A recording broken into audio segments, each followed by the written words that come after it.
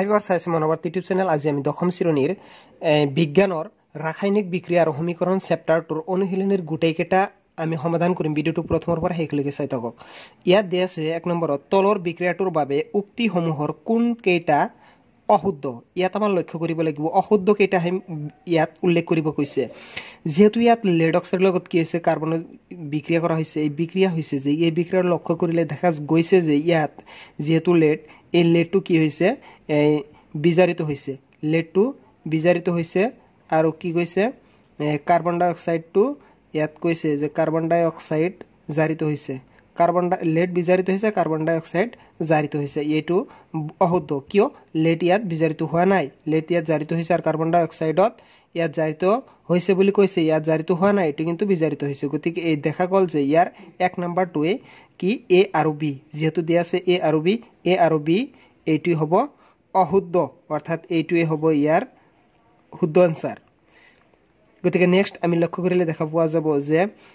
ইয়াত দিছে আইৰন অক্সাইডৰ লগত এলুমিনিয়ামক বিক্ৰিয়া কৰিলে আইৰন অক্সাইড আৰু কি আইৰন উৎপন্ন হৈছে ইয়াত হা গতিকে ইয়াত লক্ষ্য কৰিলে ওপৰৰ কোনটো ওপৰৰ বিক্ৰিয়াটোৰ এটা উদাহৰণ এই ওপৰৰ বিক্ৰিয়াটোৰ এটা উদাহৰণ কোনটো হ'ব গতিকে ইয়াত লক্ষ্য কৰক যেহেতু ইয়াত দিয়া আছে এটা সমযোজন বিক্ৰিয়া আৰু হিপিটিত চাম আমি যেহেতু এই বিক্ৰিয়াটোৰ উদাহৰণ বুলি কৈছে এই বিক্ৰিয়াটো কোনটোৰ উদাহৰণ হয় এইটো আমি লক্ষ্য কৰি ইয়াত দেখা পোৱা গল যে এইটো এটা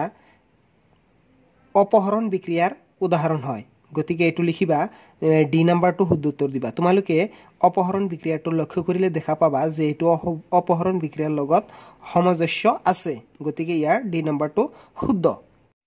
এতিয়া 3 নম্বৰত দিছে কি ঘটে যেতিয়া লঘু হাইড্ৰক্লোৰিক এসিড লোৰ গুৰিত যোগ কৰা হয়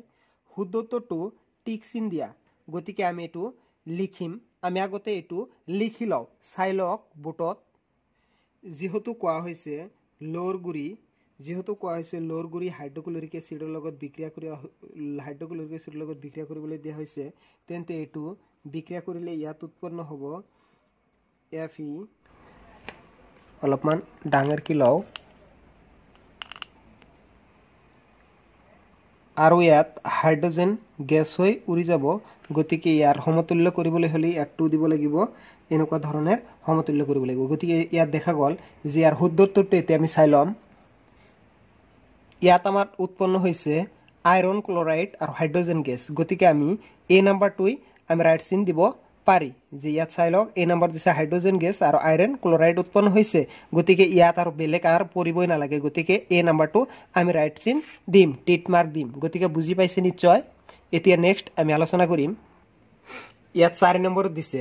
সন্তুলিত ৰাসায়নিক সমীকৰণ কি ৰাসায়নিক সমীকৰণসমূহ কিয় সন্তুলিত কৰিব লাগে ইয়াত তোমালোকে লক্ষ্য কৰিলে কিতাপত অলপ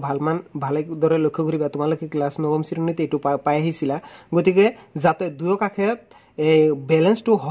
সমান থাকে মানে ব্যালেন্সটো সমান থাকে এই সন্তুলিত সমীকৰণৰ ক্ষেত্ৰত লক্ষ্য কৰা হৈছে এতিয়া আমি 5 নম্বৰটো আলোচনা কৰিম তোমালোকে এটো ভালদৰে কিতাপত অলপমান ডেফিনেশন বিলাক চাই লৈ লবা এতিয়া 5 নম্বৰ এইবিলাক সুন্দৰভাৱে মই বুজাই দিম চাই ল তোমালোকে তলৰ উক্তিসমূহৰ ৰাসায়নিক সমীকৰণৰ ৰূপত লিখা আৰু সন্তলন কৰা মানে ব্যালেন্স কৰিব কৈছে তোমালোকে চাই লোৱা এই নাম্বাৰটো গতিকে এতিয়া আৰু কিতাপ না চাও তোমালোকক ডাইৰেক্ট এইবিলাক সমীকৰণলৈ লৈ যাম তোমালোকে চাই থকা ভিডিওটো প্ৰথমৰ পৰা শেষলৈকে 5ৰ 1 নম্বৰ এ নম্বৰত দিছে হাইড্ৰোজেন গেছে নাইট্ৰোজেনৰ হৈতে লগ হৈ এমোনিয়া প্ৰস্তুত কৰে তোমালোকে চাই লোৱা গতিকে ইয়াত লিখিব লাগিব প্ৰথমে হাইড্ৰোজেন এ নম্বৰ যেহেতু ইয়াত হাইড্ৰোজেনে এমোনিয়াৰ লগত বিক্ৰিয়া কৰে নাইট্ৰোজেনৰ লগত বিক্ৰিয়া কৰে নাইট্ৰোজেনৰ লগত বিক্ৰিয়া কৰি কি উৎপন্ন কৰে এমোনিয়া NH3 আমি জানো NH3 গতিকে এতিয়া জুল আমি বিক্ৰিয়া সমীকৰণ সমতুলীকৰণ কৰো তেন্তে তোমালোকে চাই লোৱা এটো কেনে হ'ব ইয়াত দুটা দিব লাগিব হাইড্ৰোজেন আৰু ইয়াত নাইট্ৰোজেন দুটা আছে আৰু ইয়াত কি লিখিব লাগিব ইয়াত দুটা তোমালোকে চাই লোৱা সমীকৰণ সমতুলীকৰণ কেনেকৈ কৰিলো এই দুইৰ লগত 3 পূৰণ কৰিলে 6টা হাইড্ৰোজেন কিমান থাকে হাইড্ৰোজেন 6টা হাইড্ৰোজেন হয় চাই লোৱা তোমালোকে 6টা 2 3 গুণ 6 ইয়াত 6টা হাইড্ৰোজেন আছে গতিকে ইয়াতো 6টা আছে ইয়াৰ লগত এটো পূৰণ কৰি দিলা আৰু নাইট্ৰোজেন কিমান আছে দুটা আছে চাই লোৱা তোমালোকে ইয়াত নাইট্ৰোজেন দুটা আছে এনেকুৱা ধৰণৰ সমীকৰণ কি ব্যালেন্সটো সমাধান কৰিব লাগে সন্তুলীকৰণ কৰিলো সন্তুলিত কৰিলো এতিয়া নেক্সট বি নম্বৰটো তোমালোকে চাই লোৱা বি নম্বৰত দিছে যে 5 বি নাম্বাৰটো লক্ষ্য কৰিলে দেখাবলৈ ইদে বায়ুত দাহিত হৈ পানী আৰু সালফাৰ ডাই অক্সাইড উৎপন্ন কৰে ইয়াত তোমালোকে প্ৰথমে লিখিব লাগিব ইয়াত হাইড্ৰোজেন সালফাৰ লিখা আগতে তোমালোকে হাইড্ৰোজেন H2S হাইড্ৰোজেন সালফাৰ লিখিলা তাৰ পিছত তোমালোকে লিখিবা যে অক্সিজেন বায়ুৰ লগত দাহিত কৰিলে তাৰ পিছত তোমালোকে লিখিব লাগিব যে ইয়াৰ লগত এটো বিক্ৰিয়া কি হয় ইয়াত বিক্রিয়া হবো পানি উৎপন্ন হবো আর ইয়াত হবো সালফার ডাইঅক্সাইড উৎপন্ন হবো গতিকে ইয়াত আমি যদি সমীকরণ সন্তুলিত কৰো তেন্তে আমাৰ ইয়াত লক্ষ্য কৰিব লাগিব ইয়াত দুটা দিলে ইয়াত দিব লাগিব তিনিটা আর ইয়াত চাইলো তোমালোকে ইয়াত দিব লাগিব দুটা আর ইয়াত দিব লাগিব দুটা কেনেকে হল চাইলো তোমালোকে ইয়াত যেহেতু অক্সিজেন চাৰিটা অক্সিজেন কেইটা হয় অক্সিজেন চাৰিটা অক্সিজেন ইয়াত চাৰিটা অক্সিজেন আছে চাইলোৱা চাৰিটা আৰু ইয়াত আছে দুটা তেন্তে কিমান হয় চাৰিটা আৰু দুটাই কিমান কেইটা হয় চাৰিটা আৰু দুটা তোমালোকে লিখিবা ছয়টা অক্সিজেন হয় অলপমান লক্ষ্য কৰা ছয়টা অক্সিজেন হয় আৰু ইয়াত সালফাৰ কেইটা আছে সালফাৰ আছে কেইটা ইয়াত আছে সালফাৰ আছে দুটা গতিকে দুটা চাইলোৱাচোন সালফাৰ দুটা ঠিকই আছে আৰু হাইড্ৰোজেন কেইটা আছে হাইড্ৰোজেন আছে চাৰিটা ইয়াত হাইড্ৰোজেন কেইটা আছে চাৰিটা 2 লগত 2 পূৰণ আছে চাৰিটা ইয়াৰ লগত 2 লগত 2 পূৰণ আছে চাৰিটা এতিয়া 5 সি নাম্বাৰটো তোমালোকে লিখিবা যে বেৰিয়াম ক্লোৰাইডে এলুমিনিয়াম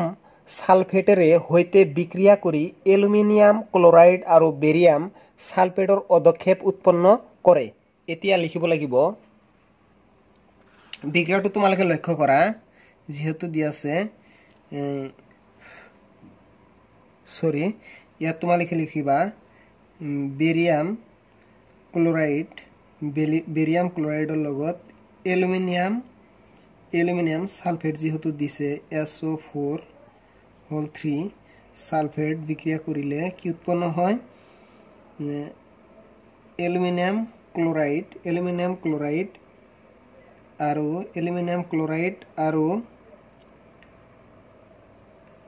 বেৰিয়াম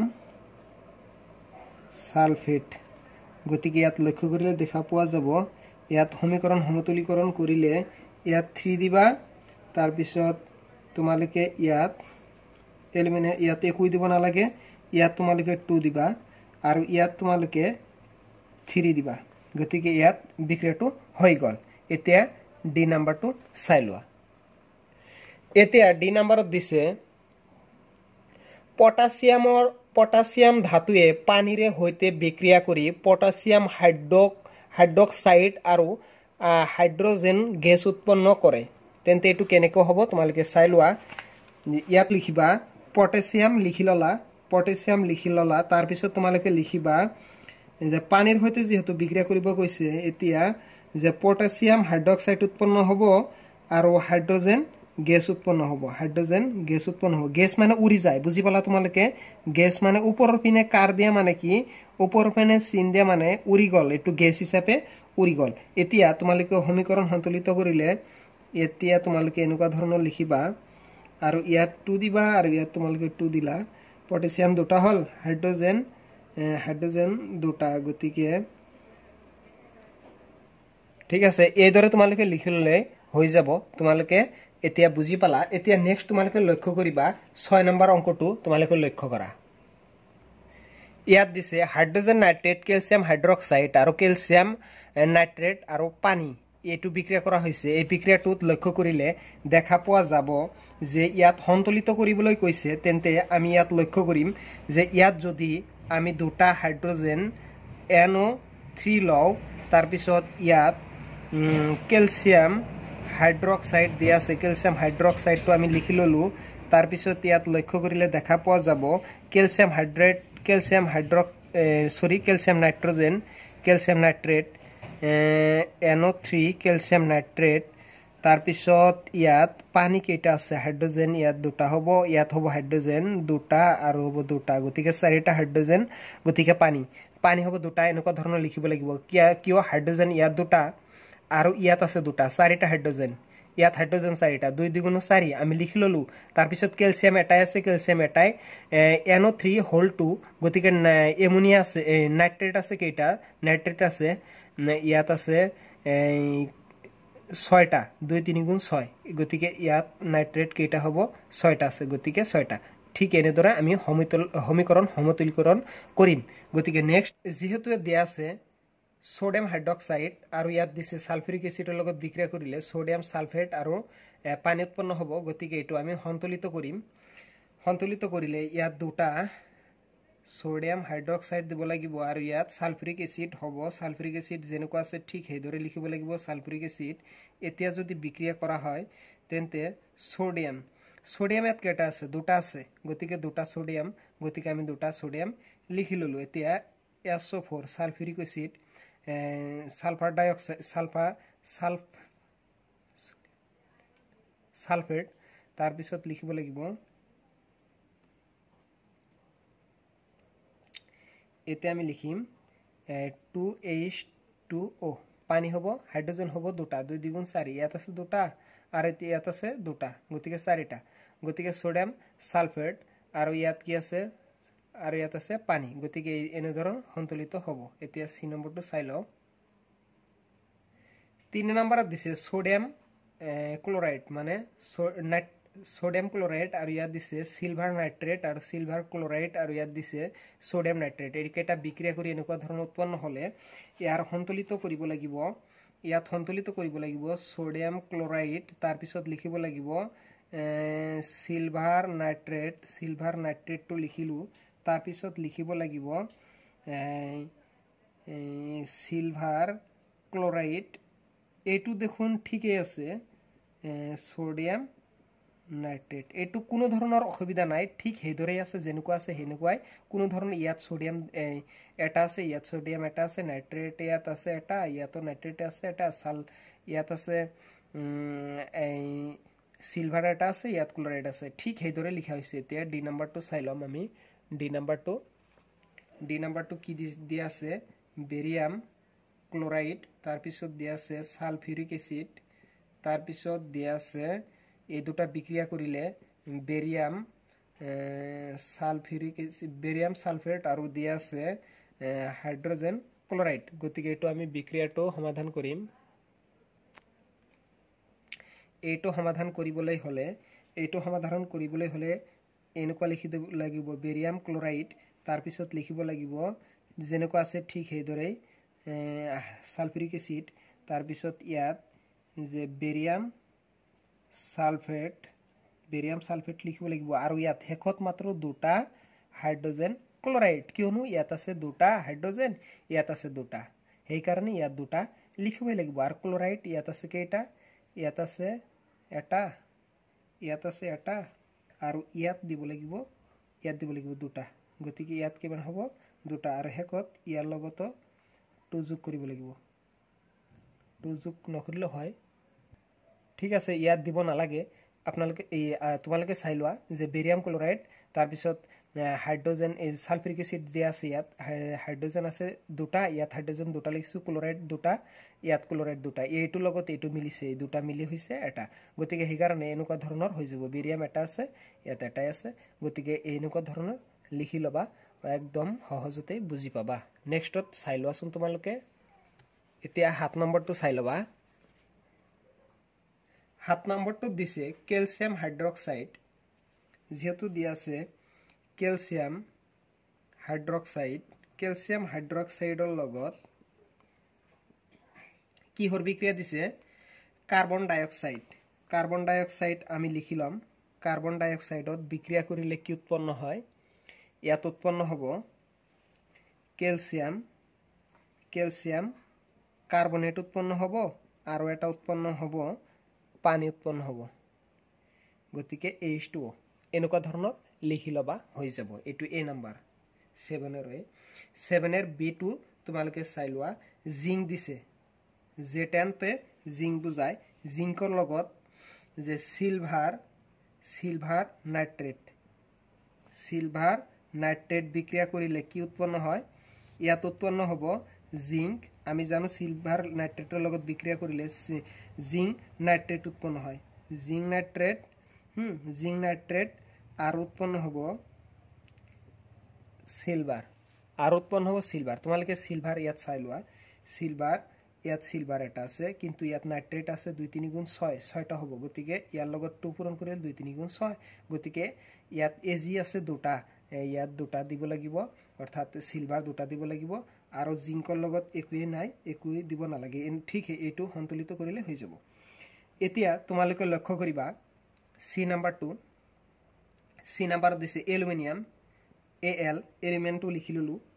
তাৰ পিছত দিছে copper chloride CuCl2 copper chloride তাৰ পিছত দিছে এটু লগত দুটা বিক্ৰিয়া কৰিলে কি উৎপন্ন হয় যে এলুমিনিয়াম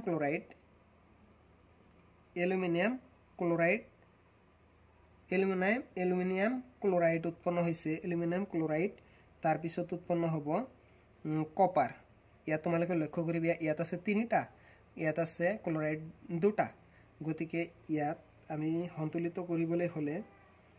ইয়াত দিব লাগিব 3 2 গুণ 6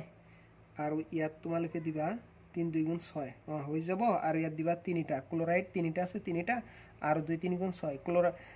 ইয়াত 2 3 গুণ 6 হৈছে মিল গৈছে গতিকে এনেকুৱা ধৰণৰ সন্তুলিত কৰিবা আৰু এলিমেন্ট দুটা আছে এলিমেন্ট দুটা দিবা তাৰ পিছত ডি নাম্বাৰটো চাই লোৱা ডি নাম্বাৰত কি দিছে বেৰিয়াম ক্লোৰাইড যিহেতু দিছে ডি নাম্বাৰত বেৰিয়াম ক্লোৰাইড BaCl2 বেৰিয়াম ক্লোৰাইডৰ লগত পটাছিয়াম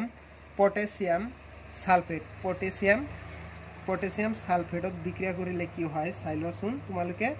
যে বেৰিয়াম সালফেট আৰু এটা উৎপন্ন হ'ব পটাছিয়াম ক্লোৰাইড এতিয়া সন্তুলিত কৰিব লাগিব সন্তুলিত কৰিবলৈ হলে তোমালোকে লক্ষ্য কৰিবা ক্লোৰাইডত ইয়াত দুটা দিলে হৈ যাব আৰু ইয়াত ক্লোৰাইড আছে কেটা পটাছিয়াম এড আছে এটা ইয়াত আছে দুটা গতিকে ইয়াত ঠিকই আছে অলপ ইয়াত মান 2 দি দিলবা পটাছিয়াম 2 দিলে ইয়াত চাই লোৱা তোমালোকে পটাছিয়াম দুটা আছে আৰু ক্লোৰিন আছে দুটা ক্লোৰিন দুটা আছে বেৰিয়াম এটা আছে বেৰিয়াম এটা লিখি ললো আৰু ইয়াত কি আছে SO4 টো ইয়াৰ লগত মিলি গৈছে মানে এইটোৰ লগত এইটো মিলিছে আৰু এইটোৰ লগত এইটো মিলিছে গতিকে ইয়াত দুটা আছে ইয়াত দুটা গতিকে এনেকুৱা ধৰণৰ হৈ যাব একদম ইজি তোমালোকে বুজি লোৱা এইবিলাক গতিকে ভিডিওটো ভাল লাগিলে সাবস্ক্ৰাইব কৰি লবা আৰু নেক্সট পৰ্ব আৰু এটা আহি আছে এটো ফাৰ্স্ট পাৰ্ট গল সেকেন্ড পাৰ্ট আৰু এটা আহি আছে তোমালোকে এইবিলাক বুজি লবা মাথু বুজি লব লাগে আৰু প্ৰেক্টিস কৰিবা ভাল ৰিজাল্ট কৰিব পাৰিবা নিশ্চয় গতিকে তোমালোকে এই সায়েন্সৰ কাৰণে এই চেনেলটো সাবস্ক্ৰাইব কৰি লোৱা আৰু তোমালোকক কেনেকুৱা ধৰণৰ বুজাব লাগিব তোমালোকে নিশ্চয় কবা মই তোমালোকক বুজাই দিম গতিকে ভিডিওটো ভাল লাগিলে সাবস্ক্রাইব কৰি দিবা আৰু লগৰীয়াক শেয়াৰ কৰি দিয়া ধন্যবাদ ভিডিওটো ইমানকৈ